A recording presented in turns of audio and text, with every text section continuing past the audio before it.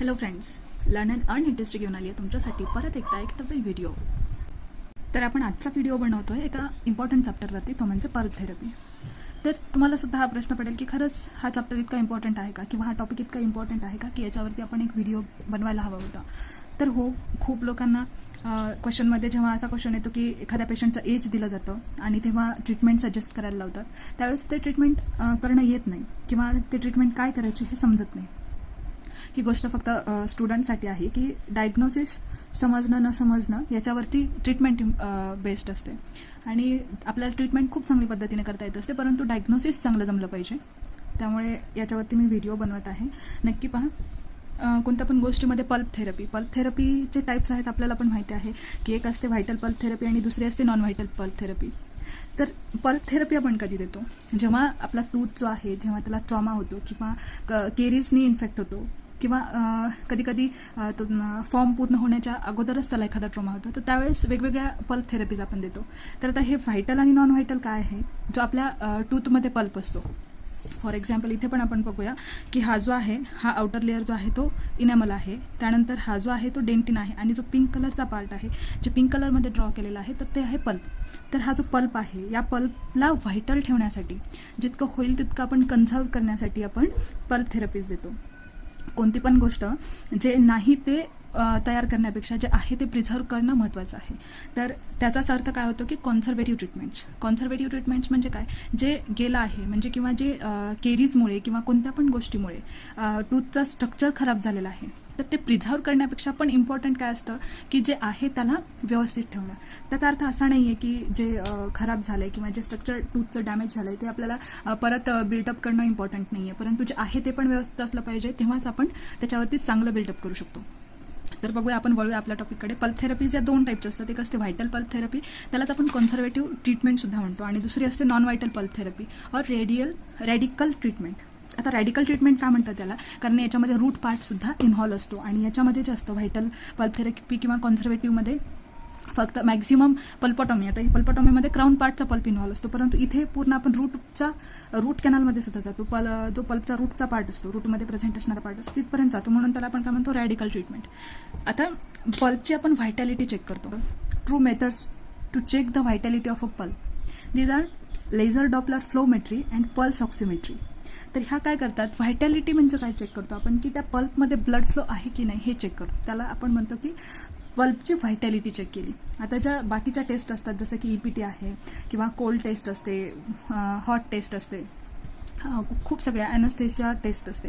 तर या सगळ्या टेस्ट ज्या आहेत त्या ट्रू पल्प व्हायटॅलिटी टेस्टिंगच्या टेस्ट नाही आहेत. तर जर तुम्हाला तरी पण हवा असेल व्हिडिओ, तरी आपण त्या टेस्टवरती आणि लेझर डॉपलर फ्लोमेट्री आणि पल्स ऑक्सिमेट्रीवरती सुद्धा तुम्हाला व्हिडिओ आम्ही प्रोव्हाइड करू, पण तुम्ही तसं कमेंट करा. त्यानंतर आपण वळूया परत आपल्या चॅप्टरकडे. इथे आपण बघतोय, सुरुवातीला आपण बघूया की व्हायटल पल्प थेरपीज. आता व्हायटल पल्प थेरपीज ज्या आहेत त्या 5 आहेत. तर ह्या व्हायटल पल्प थेरपीज आपण मेनली कोणामध्ये करतो? तर डेसिडियस टूथमध्ये पण करतो आणि जे यंग परमनंट टीथ असतात त्यांच्यामध्ये पण करतो. आता हा टूथ व्हायटल आहे की नाही, सर्वप्रथम जेव्हा आपल्याकडे पेशंट येतो त्यावेळेस आपण त्या टूथची व्हायटॅलिटी चेक करतो. जर तो टूथ व्हायटल असेल तर ते आपल्याला त्याची व्हायटॅलिटी जी आहे तर ती मेंटेन करायची. तर टूथला आपल्याला जितकं होईल तितकं कन्झर्व करायचं, म्हणून याला म्हणतात कन्झर्वेटिव्ह ट्रीटमेंट. त्यात कोणत्या असतात? Protective base as a pulp protection. त्यानंतर एकदा मी तुम्हाला सगळ्या वाचून दाखवते, मग नंतर आपण एक एक्सप्लेन करूया. Protective base as a pulp protection, indirect pulp capping, direct pulp capping, pulpotomy आणि अपेक्सोजेनेसिस. तर आता ही protective base as a pulp protection आहे, ही आपण कधी करतो? जेव्हा किंवा केरीज जी असते तर ती आपल्या रिमेनिंग डेंटिन थिकनेस, ही खूप इम्पॉर्टंट गोष्ट आहे. जर रिमेनिंग डेंटिन थिकनेस जर खूप कमी असेल तर तो रिमेनिंग डेंटिन थिकनेस सुद्धा तुम्हाला माहिती असायला हवा काय आहे तो. तर तो रिमेनिंग डेंटिन थिकनेसवरती प्रेझेंट असते की आपण कोणती ट्रीटमेंट सुद्धा करणार किंवा कोणती ट्रीटमेंट आपल्या टूथसाठी बेस्ट असेल. आता प्रोटेक्टिव्ह बेस कधी करतो? सपोज आता इथे केरीज झाली आहे आणि आहे डेंटिन पूर्ण, त्याची रिमेनिंग डेंटिन थिकनेस आहे मॅक्सिमम जेवढी आपल्याला हवी आहे तेवढी. तर आपण काय करतो की फक्त आपण बेस अप्लाय करतो, म्हणजे फक्त बेसच नाही, आपण कॅव्हिटी प्रिपरेशन करतो त्याच्यामध्ये. नंतर आपण मग बेस अप्लाय करतो किंवा लायनर्स वगैरे सुद्धा अप्लाय केले जातं त्याच्यामध्ये प्रोटेक्ट करण्यासाठी बेसला, पल्प फ्लोअरला. तर तिथे आपण ते अप्लाय करतो, मग त्याच्यावरती सिमेंट वगैरे अप्लाय करतो. हे झालं या ट्रीटमेंटमध्ये. त्यानंतर तर लक्षात ठेवा की केरीज ह्या पूर्ण खालीपर्यंत गेलेल्या नसतात. त्या पूर्ण केरीज आपण रिमूव्ह करतो आणि बेस ॲप्लिकेशन करून त्या टूथला आपण ट्रीट करतो. पण इनडायरेक्ट पल्प कॅपिंगमध्ये काय असतं की समजा इनडायरेक्ट पल्प कॅपिंगमध्ये काय होतं की हा आता डेंटिन लेअर आहे, समजा हा डेंटिन लेअर आहे. तर या डेंटिनमध्ये रिमेनिंग डेंटिन थिकनेस जी आहे तर ती 0.75 mm किंवा त्यापेक्षा अधिक असायला हवी किंवा त्यापेक्षा मोर असायला हवी. परंतु जर नसेल तर काय करतो आपण, डेंटिन पण असतो, इन्फेक्टेड अफेक्टेड डेंटिन असतो. तर इन्फेक्टेड डेंटिन म्हणजे जो अप्पर लेअर असतो, अप्पर लेअर तो इन्फेक्टेड असतो आणि खालचा अफेक्टेड असतो जो लोअरचा असतो. तर याच्यामध्ये काय होतं की आपण इन्फेक्टेड डेंटिन पूर्ण काढून टाकतो याच्यामध्ये आणि जो अफेक्टेड डेंटिन आहे तर तो तसाच ठेवतो, आहे तसाच. तो इन्फेक्टेड जो आहे डेंटिन तो आपण काढून टाकतो आणि त्याच्यावरती आपण सिडेटिव्ह फिलिंग्ज अप्लाय करतो, जसं की झेडवळी वगैरे आहे तर ते आपण इथे अप्लाय करतो. त्यानंतर डायरेक्ट पल्प कॅपिंग आपण कधी करतो, तर डायरेक्ट पल्प कॅपिंगमध्ये काय होतं की कधी कधी आपण कॅव्हिटी प्रिपेअर करतो आणि तिथे एखादं पिन पॉईंट एक्सपोजर होतं आणि हे जे एक्सपोजर आहे ते लेस दॅन 1 mm असायला हवं. किंवा समजा केरीजनी जरी एक्सपोजर झालेलं असेल डायरेक्ट पल्प कॅपिंगमध्ये, परंतु ते असिम्टमॅटिक असायला पाहिजे, त्याचे कोणतेही सिम्टम्स नसतील तरच आपण डायरेक्ट पल्प कॅपिंग हे करतो. आणि याच्यामध्ये जे एक्सपोजर असतं पल्पल एक्सपोजर ते लेस दॅन 1 mm असतं, तेव्हा आपण डायरेक्ट पल्प कॅपिंगकडे जातो. आणि इनडायरेक्ट पल्प कॅपिंग आणि डायरेक्ट पल्प कॅपिंगमध्ये एवढाच फरक आहे की इनडायरेक्टली करतो आपण, म्हणजे पल्पल एक्सपोजर तिथे झालेलं नसतं तेव्हा जी ट्रीटमेंट करतो, तेव्हा जे सिडेटिव्ज आपण अप्लाय करतो तिथे. आणि डायरेक्ट पल्प कॅपिंगमध्ये काय झालेलं असतं, फक्त तिथे पिन पॉईंट लेस दॅन 1 mm तिथे एक्सपोजर झालेलं असतं, त्यावेळेसची जी ट्रीटमेंट करतो आणि तिथे जे आपण सिडेटिव्स किंवा ज्यांना आपण पल्प कॅपिंग एजंट्स म्हणतो ते आपण त्याच्यावरती अप्लाय करतो, जेणेकरून तिथे टर्शरी डेंटिनचं फॉर्मेशन होतं. तर याच्यामध्ये फक्त एवढाच फरक आहे. आता नेक्स्ट आहे पल्पोटॉमी. पल्पोटॉमी म्हणजे काय आहे की फक्त क्राऊनचा जो पल्प असेल, समजा आता हा एक्सपोजर खूप मोठा होता, हा केरियस एक्सपोजर असेल आणि इथे फक्त इन्फेक्शन जे आहे ते फक्त क्राऊनच्या पार्टमध्येच असेल, पल्प हा जो पल्प आहे त्या क्राऊन पार्टमध्येच असेल, तर आपण फक्त एवढाच पार्ट काढून टाकतो या क्राऊनचा, तर त्याला आपण काय म्हणतो की पल्पोटॉमी. आणि हा जो रेडिक्युलर म्हणजे जे आपण रूट कॅनल्स म्हणतो, ज्या पल्पचा रूटमधला पार्ट असतो त्या ज्या आहेत त्या आपण प्रिझर्व्ह करतो, जेणेकरून ह्या टूथची व्हायटॅलिटी आपण मेंटेन करू शकू, त्या टूथला ब्लड सप्लाय येत राहावा. त्यामुळे आपण हे जे रूट पार्ट असतो पल्पचा तर तो प्रिझर्व्ह करतो आणि त्यालाच आपण पल्पोटॉमी म्हणतो. त्यानंतर नेक्स्ट टर्म आहे ती म्हणजे अपेक्सोजेनेसिस आहे. अपेक्सोजेनेसिस म्हणजे काय करतो, जेनेसिसचंच मिनिंग काय होतो की फॉर्म करणे, फॉर्मेशन हा जेनेसिसचा मिनिंग होतो. आणि अपेक्स म्हणजे काय असतो की हा पार्ट म्हणजे अपेक्स असतो, जो टोकाचा पार्ट असतो त्याला आपण अपेक्स म्हणतो, एकदम टोकदार पार्ट किंवा शेवटचा पार्ट म्हणजे अपेक्स. मग हा अपेक्स फॉर्म करणे म्हणजेच अपेक्सोजेनेसिस. आता हे अपेक्सोजेनेसिस आपण कुठे करतो, तर जे यंग परमनंट टूथ असतात तिथे आपण अपेक्सोजेनेसिस करतो. यंग परमनंट टूथला जर समजा ट्रॉमा झाला असेल परंतु टूथ तरी सुद्धा व्हायटल असेल तर तेव्हा आपण कुठे जाणार, अपेक्सोजेनेसिसकडे. तर आता हे कसं ठरवायचं की टूथ रूट त्याचा फॉर्म झाला आहे की नाही, आपण रेडिओग्राफिकली तर जाऊ शकतो, परंतु कधी पण लक्षात ठेवायचं की आपल्याला याच्यासाठी इरप्शन सिक्वेन्स माहीत हवा. त्यानंतर इरप्शन एजेस माहिती हवे टूथचे की नॉर्मली कोणत्या एजला इरप्ट होतात टूथ.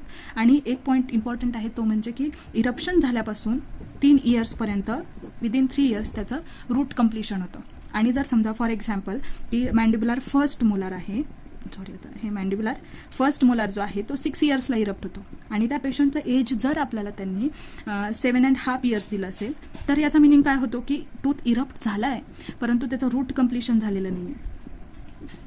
आणि रूट कम्प्लिशन झालेलं नाही आहे तर काय, मग रूट कम्प्लिशन झालेलं नाही तर आपल्याकडे 2 मेथड असतात, एक अपेक्सोजेनेसिस करू शकतो आपण आणि एक अपेक्सिफिकेशन करू शकतो. परंतु अपेक्सोजेनेसिस आपण जास्त प्रिफर करतो, कारण की कधी करतो, जेव्हा तो टूथ व्हायटल असेल. त्या एक्झामच्या क्वेश्चनमध्ये जर आपल्याला टूथ व्हायटल आहे असं दिलेलं असेल किंवा पल्पलेस आहे का नेक्रोस्ड आहे, पल्पलेस टूथ किंवा नेक्रोस्ड टूथचा मिनिंग होतो की ते नॉन व्हायटल आहेत. आणि जर व्हायटल टूथ असेल तर आपण नक्कीच अपेक्सोजेनेसिस करतो. परंतु अपेक्सोजेनेसिससाठी 3 गोष्टी महत्त्वाच्या आहेत. एक माहीत हवं आपल्याला इरप्शन सिक्वेन्स, इरप्शन एजेस आणि दुसरं की रूट कम्प्लिशन विदिन 3 इयर्स होतं, इरप्शन झाल्यापासून 3 वर्षांमध्ये. मी तुम्हाला इथे एक एक्झाम्पल पण सांगितलं. आपण आता नेक्स्ट बघूया की नॉन व्हायटल पल्प थेरपीज कोणत्या आहेत किंवा ज्याला की आपण रॅडिकल ट्रीटमेंट म्हणतो. रॅडिकल ट्रीटमेंट का म्हणतो, कारण की तिथे आपण रूटचा सुद्धा पल्पचा जो रूट पार्ट असतो ज्याला की आपण रूट कॅनल्स म्हणतो त्यासुद्धा इन्व्हॉल्व करतो, म्हणून आपण त्याला रॅडिकल ट्रीटमेंट म्हणतो. त्याच्यामध्ये 3 येतात गोष्टी. एक येते पल्पेक्टॉमी, रूट कॅनल फिलिंग ज्यालाच की आपण रूट कॅनल ट्रीटमेंट म्हणतो, RCT म्हणतो, आणि हे अपेक्सिफिकेशन म्हणतो. आता पल्पेक्टॉमी आणि रूट कॅनलमध्ये काय डिफरन्स आहे हे आपण याच्यावरती सुद्धा मी तुम्हाला थोडंसं इथे एक्सप्लेन करते. हवं असेल तर कमेंट करा, त्याच्यावरती सुद्धा आपण व्हिडिओ बनवू. पल्पेक्टॉमी म्हणजे काय असतं की याच्यामध्ये आणि याच्या रूट कॅनलच्या आणि पल्पेक्टॉमीच्या स्टेपसुद्धा सेम असतात. पल्पेक्टॉमीमध्ये काय करतो आपण, जसं आपण पल्पोटॉमीमध्ये फक्त काय केलं होतं की हा क्राऊनचा पार्ट काढून टाकला होता. पल्पेक्टॉमी म्हणजे काय, होल पल्प, पूर्ण पल्प आपण काढून टाकतो, त्याला आपण पल्पेक्टॉमी म्हणतो. तर हे पल्पेक्टॉमी आणि रूट कॅनल याच्या स्टेप्स जवळपास सेम असतात, परंतु जे आपण शेपिंग करतो, क्लिनिंग अँड शेपिंग म्हणता येईल, तर इथे शेपिंग वगैरे आपण तेवढं काही करत नाही पल्पेक्टॉमीमध्ये. रूट कॅनलमध्ये आपण ते करतो, एवढाच याच्यामध्ये दोघांमध्ये फरक असतो. आणखीन पण काही गोष्टी आहेत ज्या पल्पेक्टॉमी आणि रूट कॅनलमध्ये डिफरंट असतात, परंतु इथे इम्पॉर्टंट आहे लक्षात ठेवणं, पल्पेक्टॉमी आणि रूट कॅनल थोडंफार डिफरंट आहे. आता अपेक्सिफिकेशन आपण कधी करतो, जर तो टूथ नॉन व्हायटल असेल. आता नॉन व्हायटल आपण कसं ओळखायचं, जर त्यांनी एक्झाममध्ये दिलं असेल की पल्पलेस टूथ आहे किंवा नेक्रोज्ड आहे, तर काय म्हणायचं की तो टूथ कसा आहे, नॉन व्हायटल आहे. किंवा इरिव्हर्सिबल पल्पायटिस दिलेला असेल, तर तिथे काय होतं की इरिव्हर्सिबल पल्पायटिस म्हटल्यानंतर एकतर तो पूर्ण टूथ हा असतो, सिम्टमॅटिक असतो, आणि परत नॉन व्हायटल असतो. तर आपल्याला तिथे काहीच पर्याय नसतो. जो हा ओपन अपेक्स असतो, इथं या डायग्राममध्ये जे दिसत आहे, हा ओपन अपेक्स जो आहे तर तो आपल्याला फिक्स करायचा, हा अपेक्स क्लोज करायचा आहे, जेणेकरून हे जे पेरिअपायकली इन्फेक्शन असेल कधी झालं वगैरे, तर ते आपल्या टूथला येऊन इन्फेक्ट करू नये म्हणून. तर अपेक्सिफिकेशनमध्ये ज्या आपण अपेक्सोजेनेसिसमध्ये गोष्टी लक्षात ठेवतो, त्याच अपेक्सिफिकेशनमध्ये सुद्धा लक्षात ठेवायला हव्या.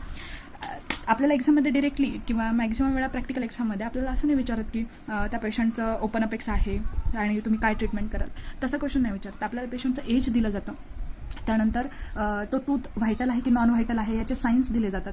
नॉन व्हायटल आहे असं ते डिरेक्टली म्हणत नाहीत, नेक्रोज्ड आहे, पल्पलेस आहे, ट्रॉमा होऊन बरीच वर्ष झालं आहे असं, किंवा पेरिअपायकल पॅथॉलॉजी प्रेझेंट आहे. पेरिअपायकल पॅथॉलॉजी प्रेझेंट असेल तर तो ऑफकोर्स टूथ पल्प हा त्याचा डेट झालेला असणार.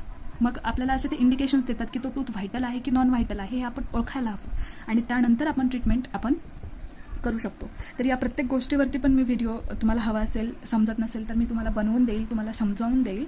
आणि हा डिफरन्स तुम्हाला समजला पाहिजे. सिक्वेन्स पण किती छान दिलं आहे याच्यामध्ये, की जर समजा काहीच नाही आहे, फक्त केरीज झाली आहे थोडीफार, तर पूर्ण केरीज काढून आपण काय करतो, कॅव्हिटी प्रिपरेशन करतो आणि पल्प बेस अप्लाय करतो, सोडून देतो. इनडायरेक्ट पल्प कॅपिंगमध्ये काय करतो आपण की झालं येतात, ठीक आहे केरीज झालेच आहे, तर आपण फक्त इन्फेक्टेड काढून टाकतो, आणि जर आपण खूप केरीज काढत राहिलो तर एक्सपोजर होईल, भीती वाटते, म्हणून आपण काय करतो, एजंट्स ॲड करतो पल्प कॅपिंग. त्या जे काय करतात की टर्शरी डेंटिन फॉर्म करतात, आणि तिथे मग झालं dentin, remaining dentin thickness more than 0.75 mm जास्त होते, आणि मग झालं टूथ आपला चांगला राहतो. डायरेक्ट पल्प कॅपिंगमध्ये काय होतं की समजा आपण आता केरीज खूप डीप आहेत, परंतु आपल्याला तरी पण शॉक असतो की नाही करायचंच आहे मला आता, कॅव्हिटी प्रिपरेशन करायचंच आहे. होतं कधी कधी मग पिन पॉईंट एक्सपोजर, किंवा कधी कधी केरीजच एवढं झालेलं असतात की पिन पॉईंट एक्सपोजर झालेलं असतं, किंवा कधी कधी रेड ब्लिडिंग तिथे आपल्याला दिसते, तर आपण डायरेक्ट पल्प कॅपिंग करायला हवी.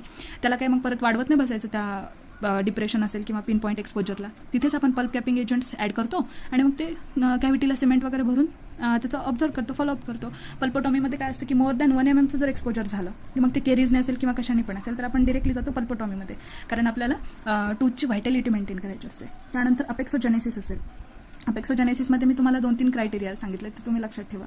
आणि पल्पेक्टॉमी आहे, रूट कॅनल ट्रीटमेंट असते किंवा अपेक्सिफिकेशन असतं. ह्याच्यामध्ये रूट कॅनल आणि पल्पेक्टॉमीमध्ये थोडेसे डिफरन्स आहेत, बऱ्यापैकी स्टेप्स सेम असतात.